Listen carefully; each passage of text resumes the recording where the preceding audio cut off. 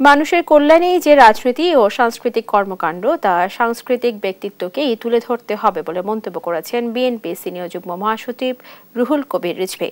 বৃহস্পতিবার সন্ধ্যায় রাজধানীর মগবাজারে জাতীয়তাবাদী সামাজিক সাংস্কৃতিক সংস্থা জাসোস আয়োজিত ইফতার মাহফিল ও ঈদ উপহার বিতরণ অনুষ্ঠানে এ কথা বলেন তিনি। অনুষ্ঠানটির সভাপতিত্ব করেন বাংলাদেশের প্রখ্যাত গীতিকার ও সুরকার ইথুন বাবু।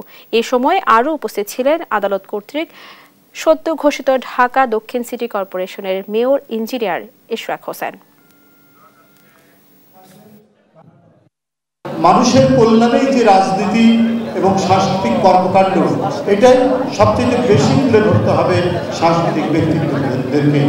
তারই অংশ হিসেবে আজকে ইথুন বাবু এবং তার সহযোগীরা মিলে যে অনুষ্ঠানটি করছে এটি অত্যন্ত প্রেরণাদায়ক, এটি অত্যন্ত আমাদের সবাইকে অনুপ্রেরণা জাগাবে